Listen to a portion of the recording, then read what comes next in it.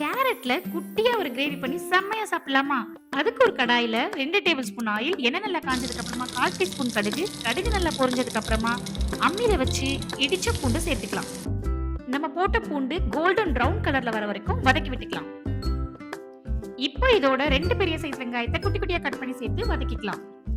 வெங்காயம் பிரவுனா வதங்கணும்னு அவசியம் இல்ல, லைட்டா வதங்கினா போதும். இப்போ இதோட நறுக்கி வச்ச கேரட்டை சேர்த்துக்கலாம். எந்த அளவுக்கு பொடியா நறுக்க முடியுமோ அந்த அளவுக்கு நறுக்கிக்கோங்க. கேரட்டை போட்டதுக்கு அப்புறமா வெங்காயம் பூண்டு எல்லாமே மிக்ஸ் ஆகுற அளவுக்கு லைட்டா வதக்கி விட்டுக்கிறேன். இப்போ ஒரு மூடி போட்டு 2 நிமிஷம் மட்டும் அப்படியே வேக விட்டுறலாம். இப்போ 2 நிமிஷத்துக்கு அப்புறமா ஓபன் பண்ணி பார்த்தா கேரட் நல்லாவே வெந்திருக்கும். இந்த நேரத்துல நம்மளோட சீக்ரெட் மசாலாவான மிளகாய் பொடியை சேர்த்துடலாம். 2 டீஸ்பூன் வீட்ல அரைச்ச குழம்பு மிளகாய் பொடி, 1/2 டீஸ்பூன் அளவுக்கு சால்ட் போட்டுக்கிறேன்.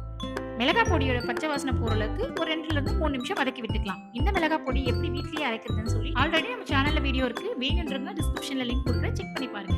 இப்போ தேவையான அளவுக்கு கொஞ்சமா தண்ணி வச்சாச்சு. நல்லா கலந்து விட்டு மூடி போட்டு ஒரு 3 நிமிஷம் அப்படியே வேக விட்டுறலாம். இப்போ கேரட் நல்லா வெந்துருச்சு. ஓப்பன்லயே ஒரு நிமிஷம் அப்படியே விட்டுருங்க. செய்யறதுக்கு ரொம்ப ஈஸியா இருந்தாலும் சாப்பிடுறதுக்கு வேற லெவல்ல கேரட் கிரேவி ரெடி ஆயிருச்சு. நான் சாதத்தோட ஒரே ஒரு பாயில்ட் எக் வச்சு மிக்ஸ் பண்ணி சாப்பிடுறேன். உண்மையாவே ரொம்ப டேஸ்டியா இருக்குங்க. ட்ரை பண்ணி பாருங்க. இந்த மாதிரி சிம்பிள் ரெசிபிஸ்க்கு நம்ம சேனலை சப்ஸ்கிரைப் பண்ணுங்க. தேங்க்யூ.